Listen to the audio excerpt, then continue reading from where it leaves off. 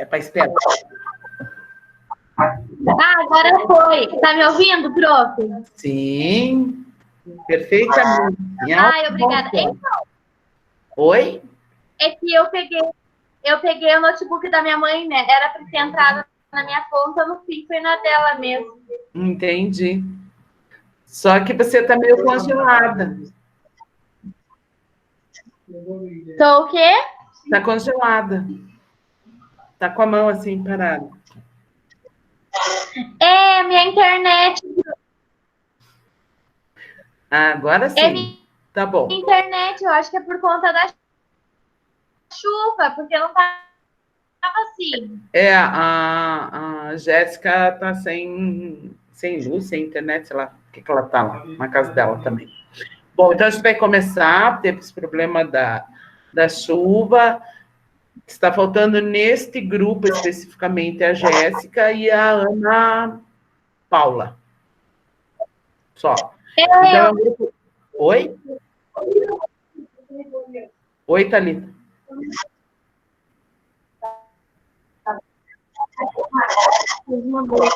Thalita, falou com a Alexandra, filha? Não. Não. Ela tá parada.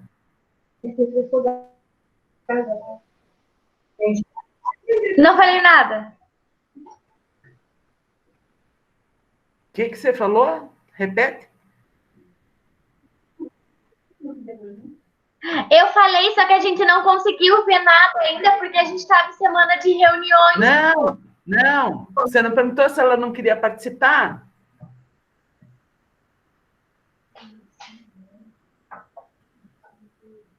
Esquece, Thalita. Oi? Tá ruim, né? Então, eu perguntei para ela se ela ia participar do curso. Ela disse que ia ver a data. Eu falei que era sábado. Mas não sei se ela ia... Tá bom. Você tá com delay. Tá bem interessante. Então, tá isso muito engraçado. mesmo. Tá me ouvindo bem? Tá me ouvindo bem? Tá travando tudo. Eu, se fosse você, abria pelo celular. Peraí.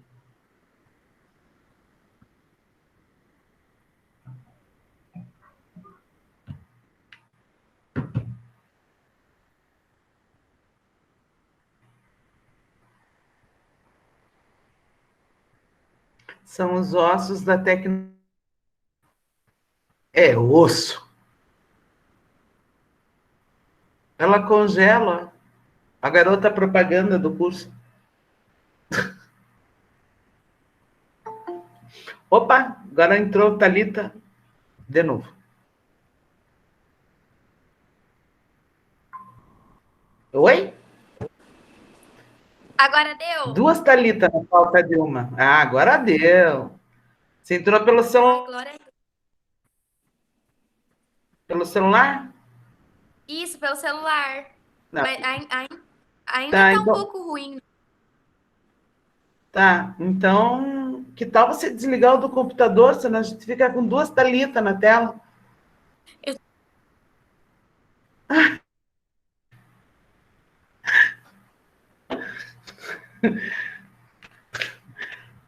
Que foi, Nadir? Agora nenhuma. Tá bom, chega. Chega. Você já ganhou teu momento de estrelar bastante. Senhor, Tá tinha que ser eu. Minha mãe falou, tinha que ser, né? Deixa eu sair aqui. Pronto. Bom, agora vamos lá. saiu, né? Vamos. Agora tá, beleza.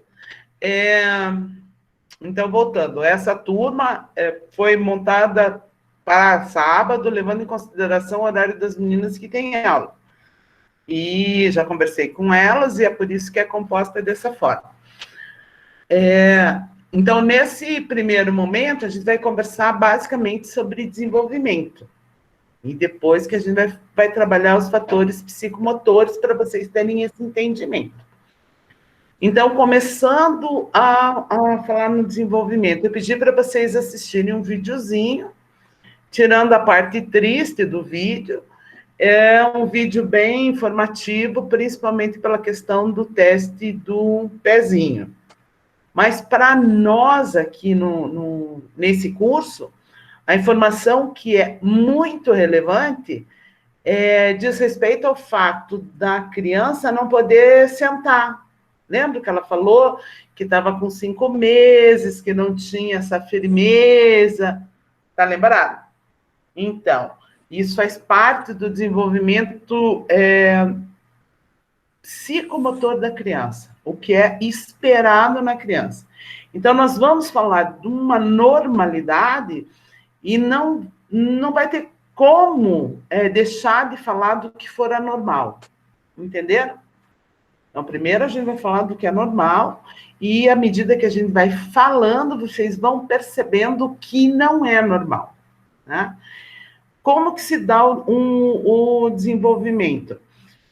Desde da geração do feto. Né? Todo ele vem carregado com a genética, com os genes, a formação dessa criança. Então, normalmente, numa anamnese, por exemplo, numa entrevista, a gente costuma perguntar como foi a gestação. Aí a pessoa conta como foi a gestação. Teve pressão alta, não teve pressão alta, teve problema com nutrição, por exemplo, não teve. Algumas informações são super importantes, porque elas vão afetar o desenvolvimento da criança. Então, lá na frente, muitas vezes, a criança não tem um distúrbio de aprendizagem, ela tem uma dificuldade de aprendizagem. E é sempre ter bem claro como que desenvolve. Então, tem essa concepção, deve saber todo o processo gestacional, qual o tempo se nasceu a termo, ou seja, se nasceu com as 40 semanas, enfim, com os 9 meses, ou se nasceu antes do tempo, prematuro, se foi parto normal, se foi cesárea. Para cada coisa, tem um significado diferente. Por exemplo, nasceu de parto normal e teve algum problema lá e não respirou, por exemplo. Pode dar um problema? Pode. Lá na frente. Não ali na hora. Né? Então, algumas coisas são super importantes.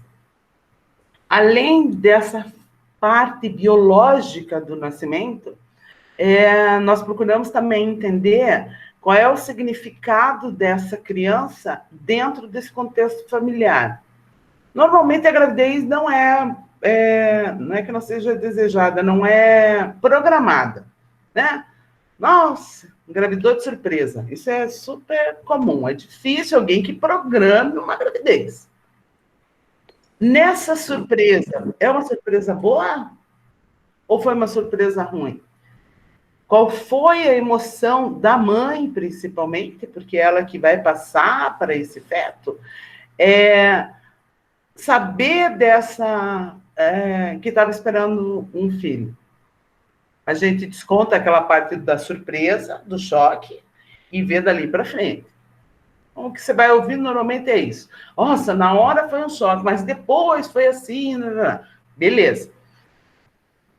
Gestação não foi tirando se ela tem problemas de saúde. Isso sempre tem que considerar, né?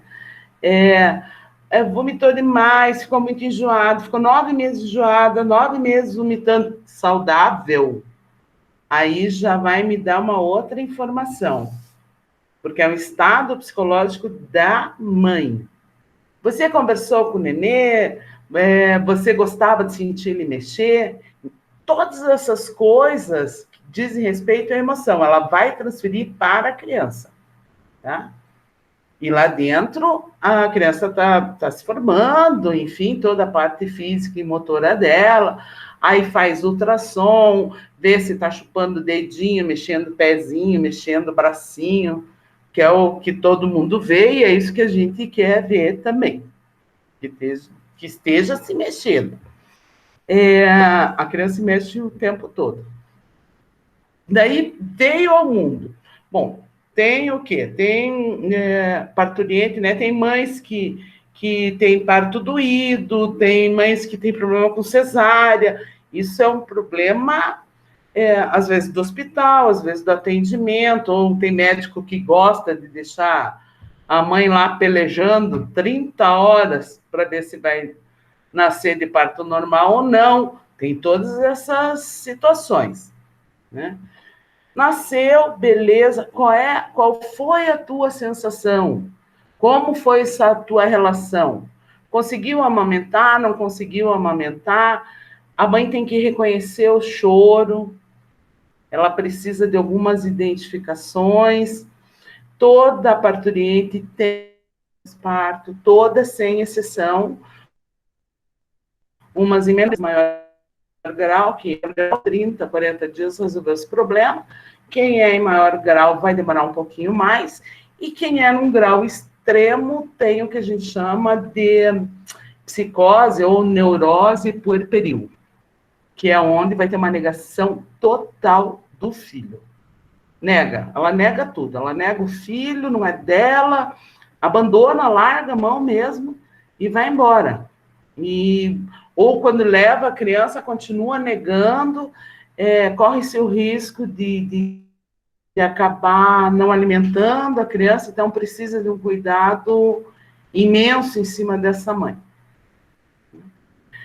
Aí você tem o lado do pai. Aqui eu estou usando um casal, né? Mãe e pai, mas, enfim, dentro dessas relações tão modernas, vamos entender que seja um relacionamento de duas pessoas que cuidam de uma criança, tá? Então tem essa outra peça. Essa outra peça faz parte de todo esse contexto. Ele só não gerou, né? Não gestou. Mas precisa ter essa relação de afeto.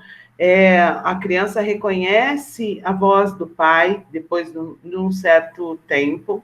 Daqui a pouco eu vou falar sobre os espasmos, que é onde eu acabo com a alegria de todo mundo com recém-nascido. Mas ela tem ela sabe que é alguém que estava ali presente. Então, já existe uma construção de afeto. Os pais, eles são a primeira relação social da criança. É ali que se estabelece. Tá? Antes dela ir para a escola, até antes de qualquer... Aí, claro, tem lá os outros membros da família que também acabam compondo esse social, mas, em primeiro lugar, estão os pais. Né? Que vão ser sempre a referência e o modelo. Né? Depois, o grande universo social dessa criança vai ser quando ela entrar na escola. Aí é outra relação. É uma relação de limites, é uma relação de reconhecimento do outro, limite no sentido físico mesmo, onde termina a minha mão e começa a tua mão. Aí entra um fator psicomotor importantíssimo, que é o de esquema corporal e imagem corporal. Se a criança não tiver isso, ela não vai ter o limite, porque ela não entende aonde acaba esse limite.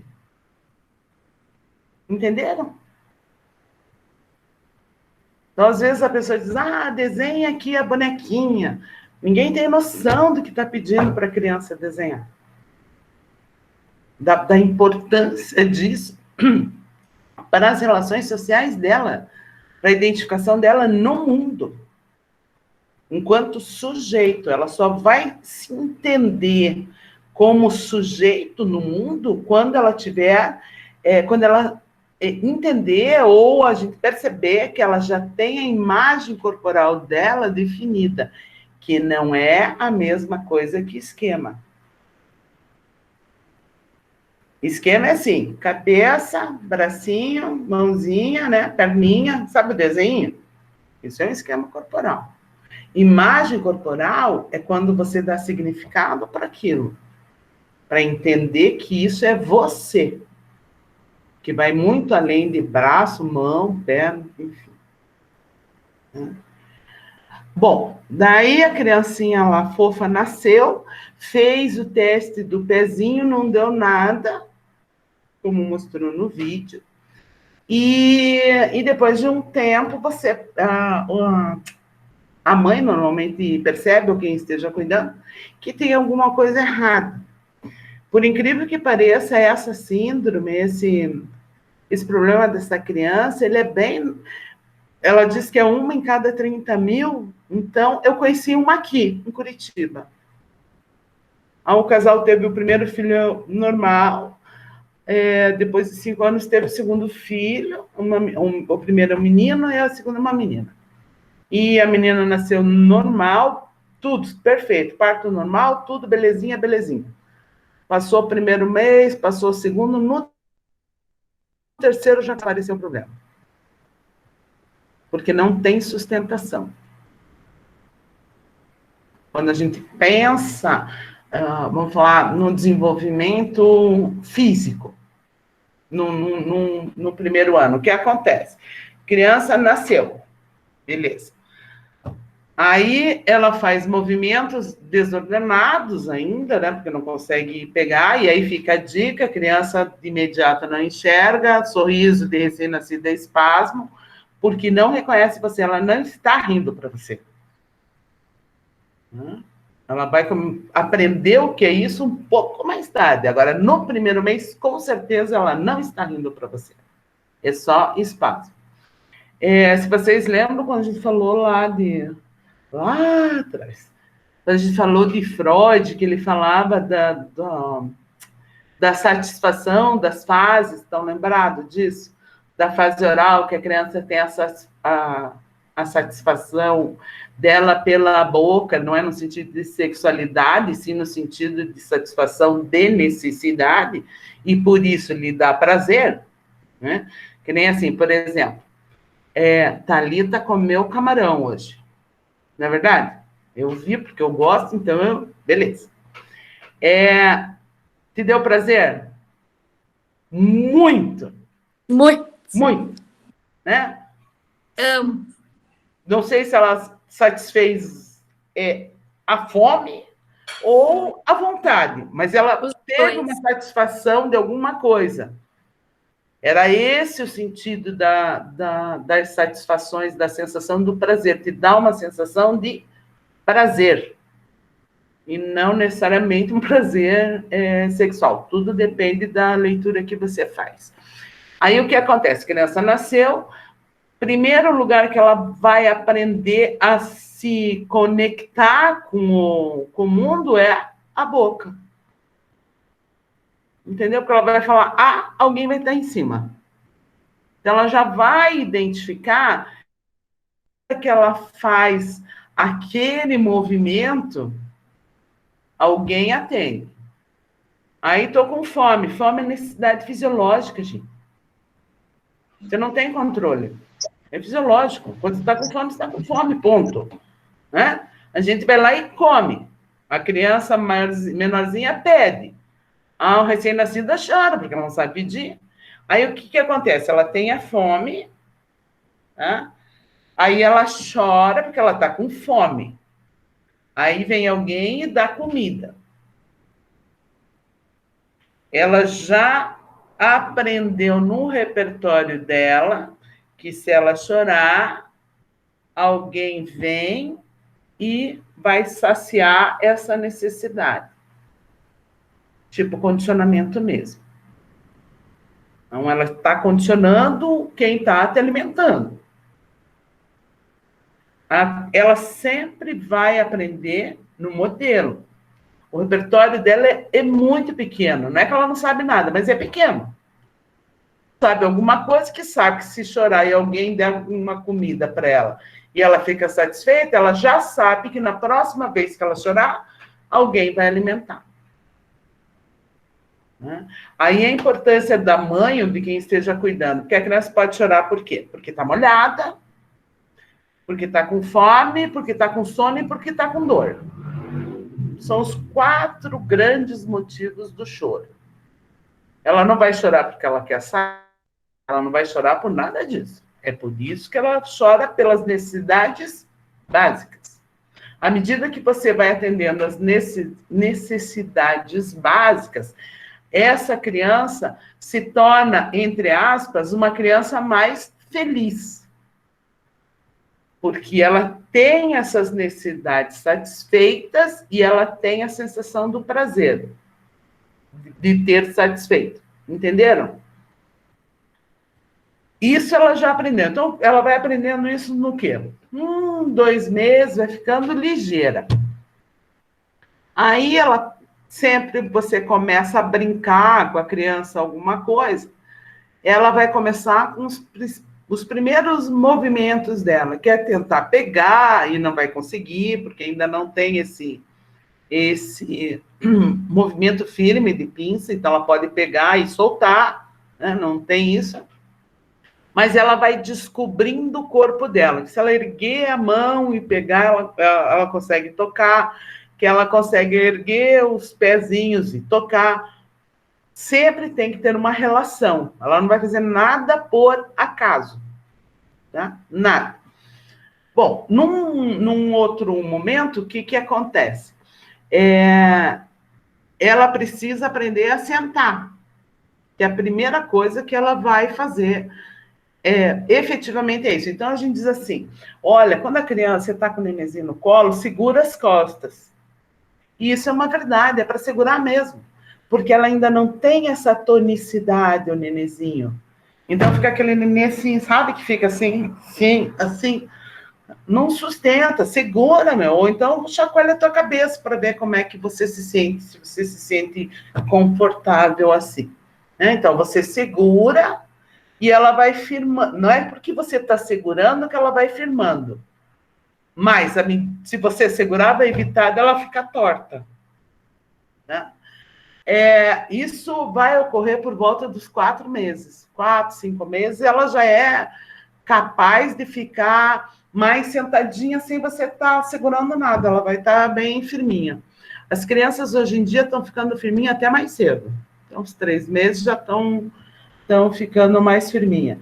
Ok. Espera. Se até 4, 5 meses ela ficou firminha, beleza. Se ela não ficou, você tem que prestar atenção. É o primeiro fator psicomotor que se forma na criança, que é a tonicidade muscular. Essa é a primeira coisa. E ela se forma no primeiro ano. Né? Que é sentar, depois o que a criança faz? Ela vai engatinhar. Exatamente, André. Ela vai engatinhar para frente, para trás, sei lá, de costas, de algum jeito ela vai se mover. Mas porque tem alguém que está incentivando, que está chamando, que está mostrando, ou que está... Só um minuto. Brincando, alguma coisa, ela faz com que a criança se mova mais rápido.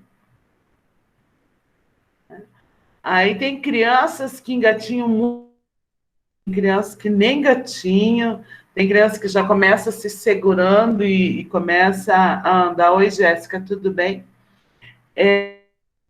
Começa a andar, né? E isso você vai observando. E sempre, sempre, sempre no estímulo. Na conversa, no brinquedo, sempre fazendo esse movimento. Depois, se ela sentou, ela já está tendo uma tonicidade, ela engatinhou, vai melhorando essa tonicidade, quando ela começa a ficar em pé e caminhar, é porque o tônus muscular dela já está bem desenvolvido.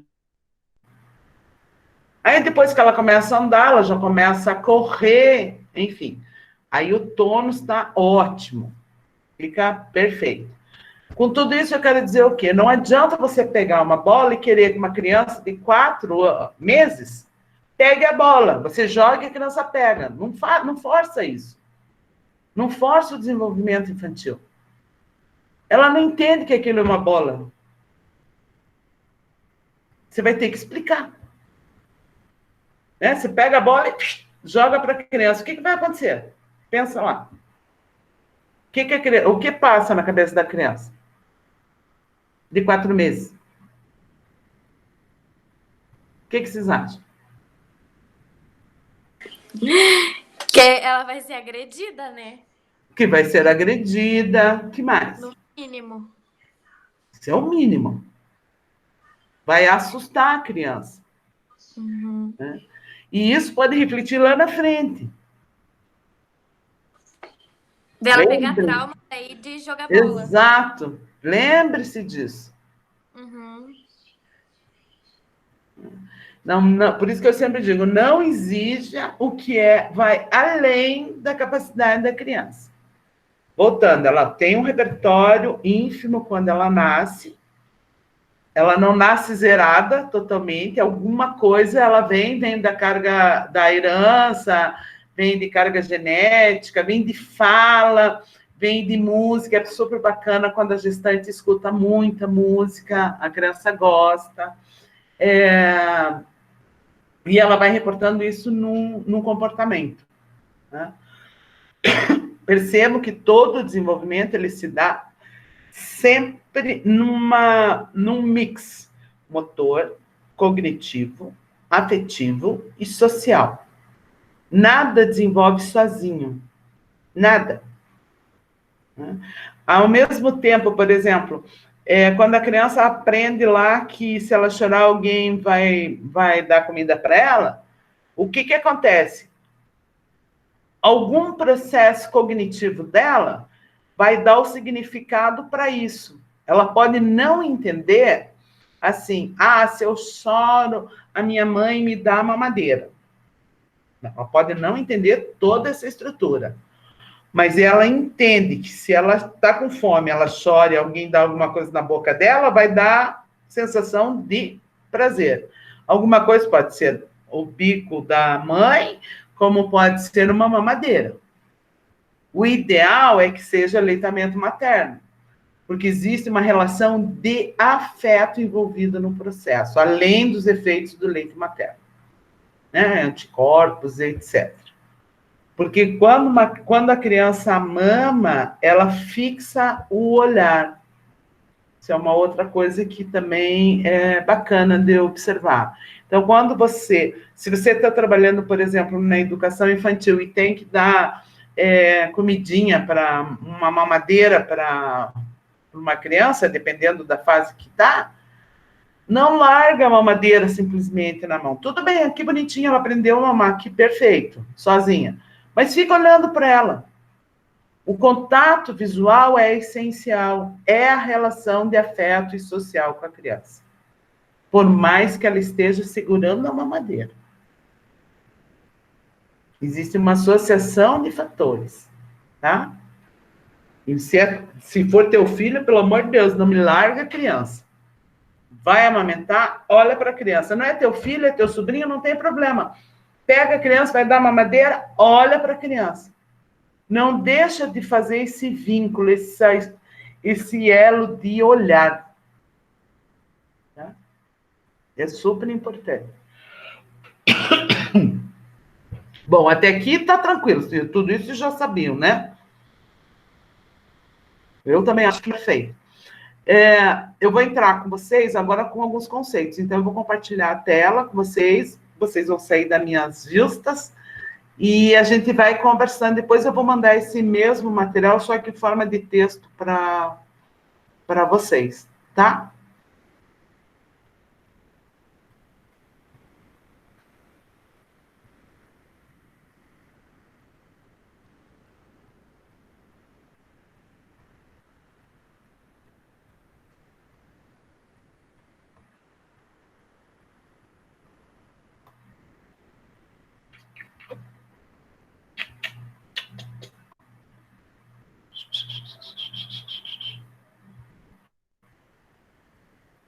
Estão vendo aí? Alguém só confirma para mim, por Sim, favor? Tá dando pra ver. Beleza. Então, eu coloquei esse termo porque eu vou abranger vários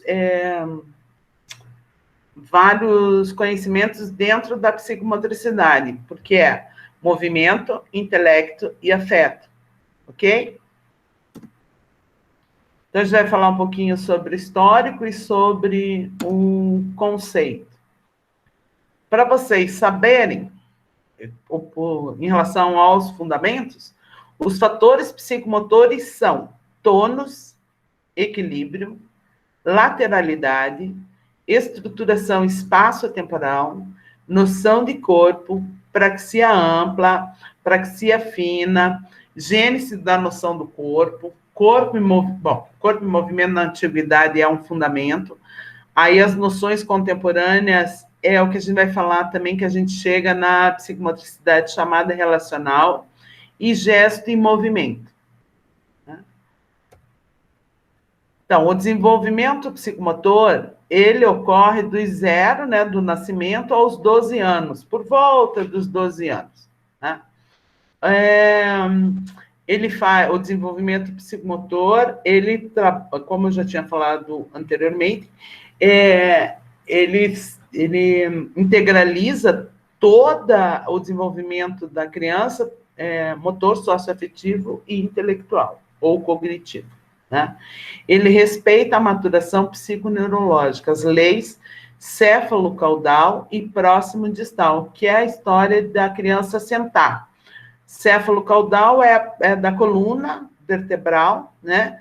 Então, o primeiro desenvolvimento da criança de tonicidade, ele sentou, então firmou o pescocinho, depois ele vai gatinhar e depois ele vai ficar em pé.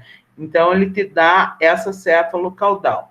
E depois ele faz a próxima distal, que é as extremidades dos braços, por exemplo, que é pegar as coisas, pegar os objetos, tá? E as bases neurológicas da psicomotricidade estão relacionadas às unidades funcionais. A psicomotricidade diz respeito à função e não à estrutura de esqueleto, por exemplo, tá? Para título de ilustração, o psicomotricista, porque existe essa pós-graduação diária, né? Ele trabalha na área de educação psicomotora, terapia psicomotora e na clínica psicomotora.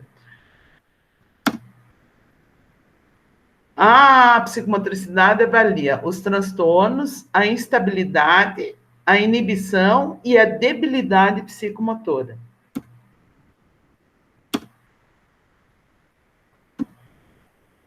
Conceitualmente falando, o Ajúria Guerra diz que a psicomotricidade se conceitua como uma ciência da saúde e da educação, pois, indiferente das diversas escolas psicológicas, condutistas, evolutistas, genéticas, etc., ela visa a representação e expressão motora através da utilização psíquica e mental do indivíduo. Entenderam onde é que está a relação das coisas? Ela é funcional, ela não é estrutural, mas ela está relacionada ao bom funcionamento de uma estrutura. Para Subirã, esses são grandes autores da área, tá? Para Subirã, a psicomotricidade em seus meios e fins jamais se esquece da união psicoafetivo-motora e atua sobre esse conjunto, pois os transtornos psicomotores têm as mais diversas manifestações. Madame Subirã é mundialmente considerada a criadora da cátedra de psicomotricidade e é reconhecida como a mãe da psicomotricidade. Olha só, uma mulher bacana, né? Essa senhora. Costalati é outro ícone nessa área. Ela diz que é a ciência de síntese que, com a pluralidade de seus enfoques, procura elucidar os problemas que afetam as inter-relações harmônicas que constituem a unidade do ser humano e de sua convivência com os demais. Percebe que, à medida que vai mudando os conceitos, vai envolvendo todos os fatores. Lebouche diz que o trabalho psicomotor beneficia a criança no controle de sua motricidade, utilizando de maneira privilegiada a base rítmica, associada a um trabalho de controle tônico e de relaxação cautelosamente conduzido. A Maria Beatriz já diz que a otimização corporal dos potenciais neuropsicocognitivo-funcionais, sujeitos às leis de desenvolvimento e maturação, manifestados pela dimensão simbólica corporal própria, original e especial do ser humano. Boscaini diz que a psicomotricidade nos leva a abandonar, em reabilitação, a visão clássica e racional, onde terapêutica é realizado só com a cabeça e o corpo é visto como objetivo final. O conceito psicomotor emerge sob o princípio de que o indivíduo conhece, comunica, aprende, opera e se adapta à realidade externa através de dois tipos de funções corporais que não podem nunca ser separados: a função tônica e a função motora. A tônica, já conversei com vocês, expliquei que é a primeira função que se estabelece, que é a do tônus muscular, né? A função motora através da ação e a tônica através da expressão qualitativa. O Vitor da Fonseca, que eu acho um cara super bacana, ele traz muito depois o conceito ele trabalha com psicomotricidade relacional, não excelente autor de área. Ele diz que visa privilegiar a qualidade da relação afetiva, a mediatização, a disponibilidade tônica, a segurança gravitacional e o controle postural, a noção do corpo, sua lateralização e direcionalidade e a planificação prática, enquanto componentes essenciais e globais da aprendizagem e do seu ato mental concomitantemente. Nela, o corpo e a motricidade.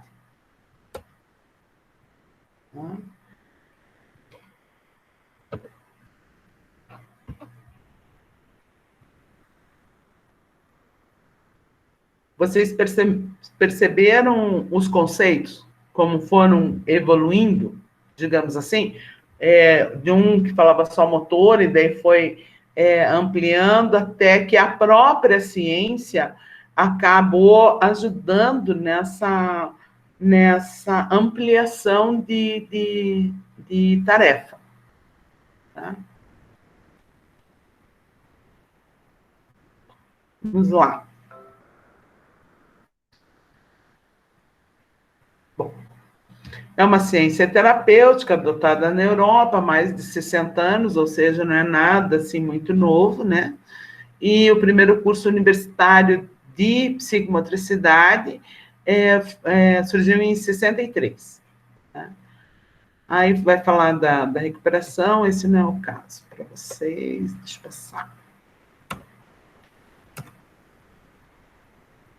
Então, movimentar-se é ter vida, é agir, é evoluir. É também não ter medo, estar pronto para lançar-se no que for pedido, estender-se para qualquer plano, caminhar em qualquer direção.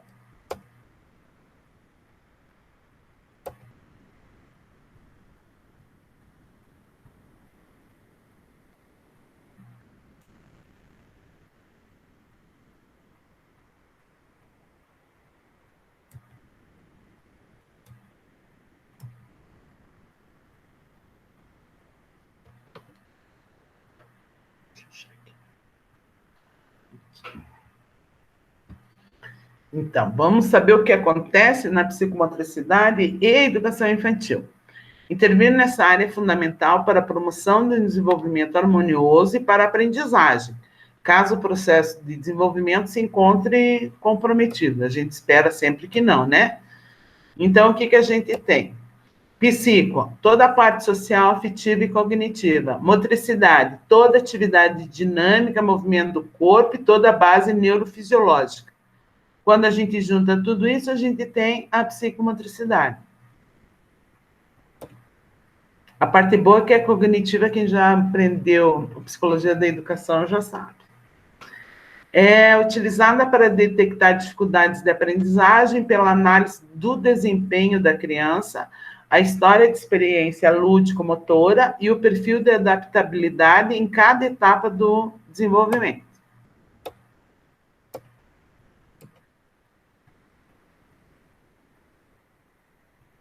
Então, a gente tem desenvolvimento motor, depois desenvolvimento motor intelectual, depois habilidades manuais e desempenho em função da idade, e por último, lateralidade, estrutura espacial, orientação temporal, noção do corpo e autoconfiança.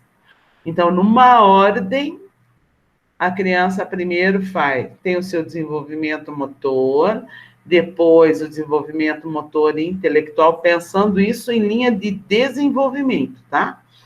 Depois as habilidades manuais, que é quando ela consegue pegar alguns brinquedos, lembra que eu comentei? E o desempenho em função da idade. E depois é que você vai trabalhar lateralidade, estrutura espacial, etc. Né? Entendendo lateral, exclusiva direita, e sim como área de dominância. Né? Para Galberto, a psicomotricidade surge como um alicerce sensório, perceptivo, motor. Sensório lembra quem mesmo? Oiê! Qual é um estudioso que fala em sensório e motor, pessoal?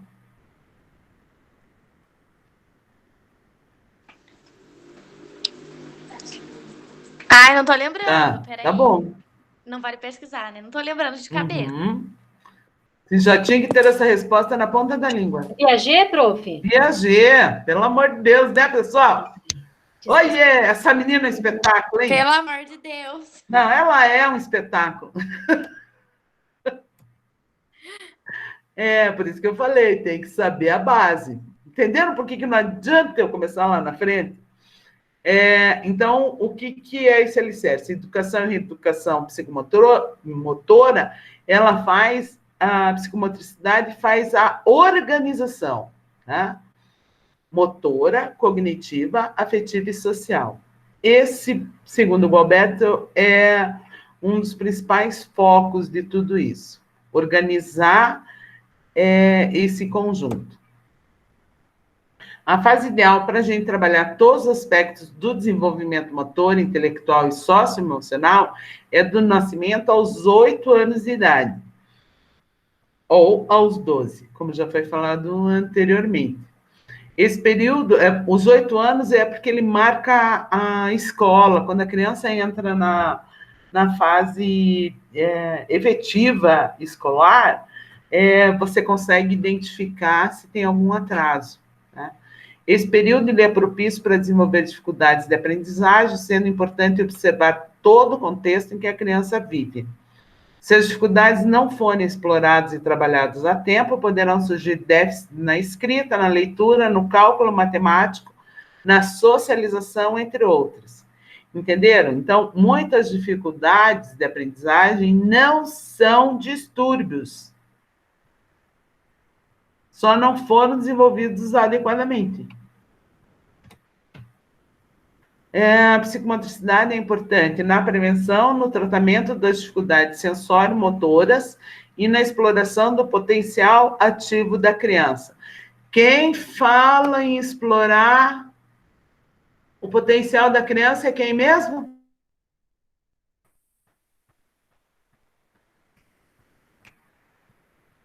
Meninas?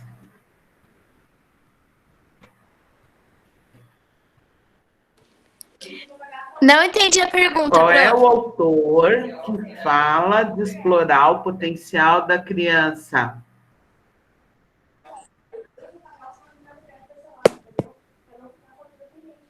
Pelo amor. Pelo amor. Como é que a gente explora o potencial da criança? Em que parte desse universo?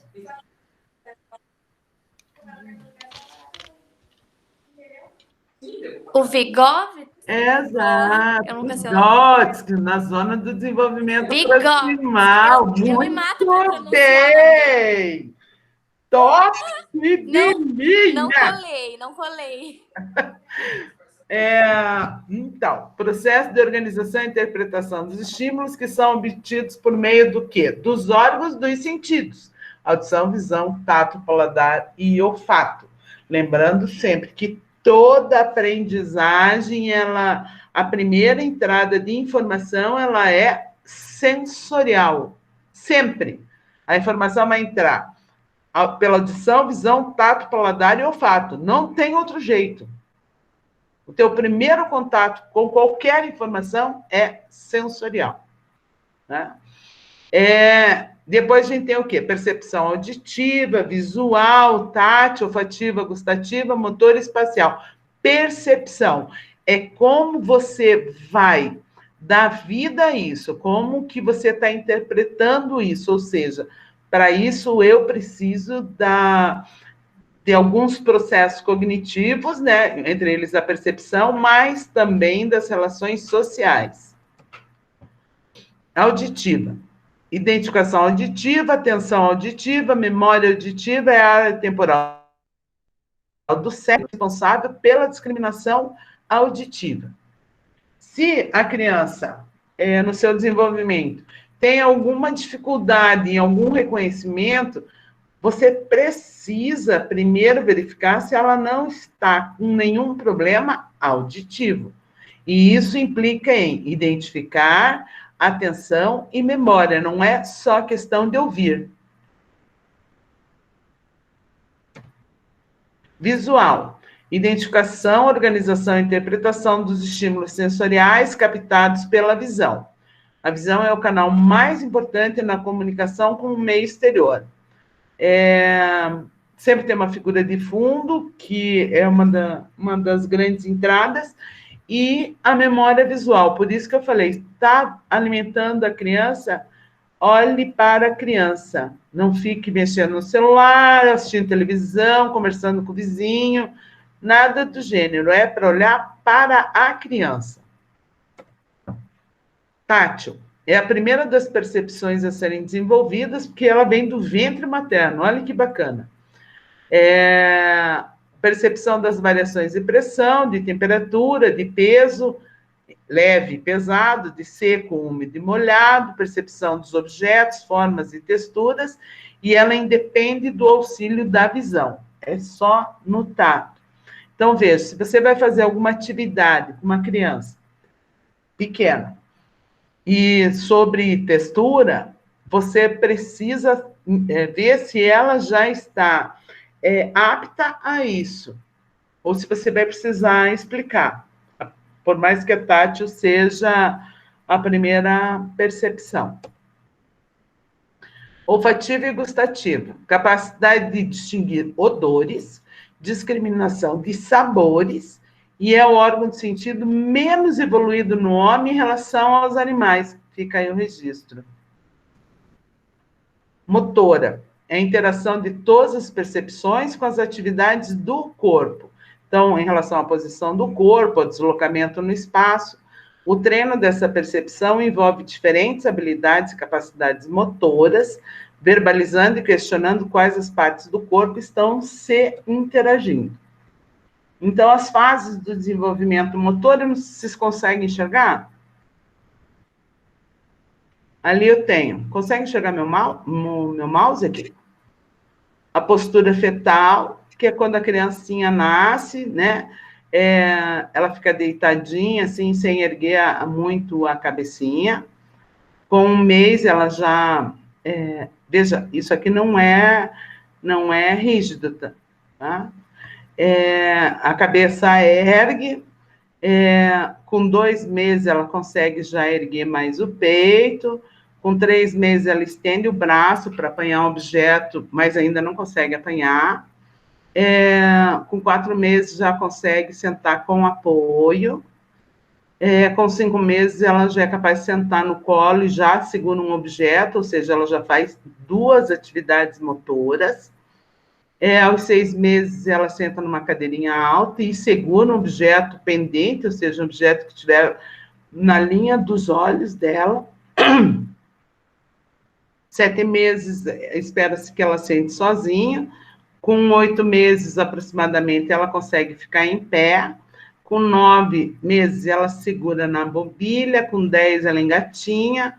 Com 11, ela já consegue andar sendo conduzido por alguém. Com 12 meses, já apoia-se para ficar em pé ao lado da mobília. Com 13 meses, sobe degraus de escada. Por volta dos 14 meses, ela está em pé sozinha. Com 15 meses, aproximadamente, ela anda sozinha. Tá? Esses meses não são rígidos, podem ter suas variações. Prof, para a criança andar, por exemplo, aos 10 meses, 9 meses, é por estímulo? Não, é pela tonicidade dela, Jéssica. Eu parei de transmitir um pouco. Aí sempre vai depender do desenvolvimento do tônus muscular. Aqui ele é todo muscular. Então não quer dizer que a criança é adiantada ou que ela esteja, digamos assim, super estimulada? Não, claro que todo estímulo sempre é bom, entendeu?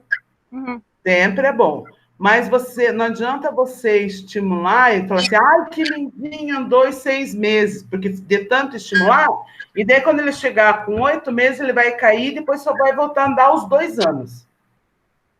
Entendi. Percebe? Você precisa respeitar o tempo da criança, então estimula dentro do tempo dela. Porque precisa existir essa tonicidade muscular que vai sustentar o corpo dela. Entendeu? Sim. Mas o ideal é que seja estimulado, mas não forçado. Que seja da criança, e não criança. uma obrigação que, digamos assim, que a gente force a criança a fazer. Ela tem que se sentir preparada para fazer. Isso. O que é importante é, assim, você ter uma noção mais ou menos das fases, para que, se as coisas não ocorram mais ou menos dentro desse período, você seja capaz de identificar algum transtorno, algum déficit, e que dê tempo de você fazer alguma coisa. Entendi. Entendeu? Sim. E se a criança tiver um atraso ou tiver um desenvolvimento atrasado por falta de estímulo, precisa correr atrás antes que isso seja prejudicial para o desenvolvimento. Isso, exatamente. Por exemplo, a criança já está com 1 ano e meio e não anda, aí você já começa a se preocupar. Você tem que olhar para ver se ela não anda nada, nem de bom, nem sozinha, nem nada. Tem que olhar, ver se ela tem sustentação, se não tem um outro problema, entendeu? Sim. Aí é importante. Que seja uma questão daí neurológica ou paralisia, no caso. Exato. Ou qualquer outro problema, que a gente nunca sabe o que pode ser. Mas normalmente relacionado à praxia. Tá. Sabe? É uma dificuldade motora. Quando a dificuldade é motora, ela dificilmente vai ser cognitiva, quando ela é só motora, entendeu? Entendi. Até aqui tá tranquilo, pesado, né? Mas não tem como não passar dessa forma para vocês. E assim vocês já vão lembrando do Piaget, do Vygotsky, né? Vocês acharam que iam se livrar dos caras, é isso. A gente não se livra deles. Gente, eu preciso de 10 minutinhos, minha garganta está estourada. 10 minutinhos de intervalo, tá bom? Tá doendo. Vou agilizar, já volto, tá? Obrigada.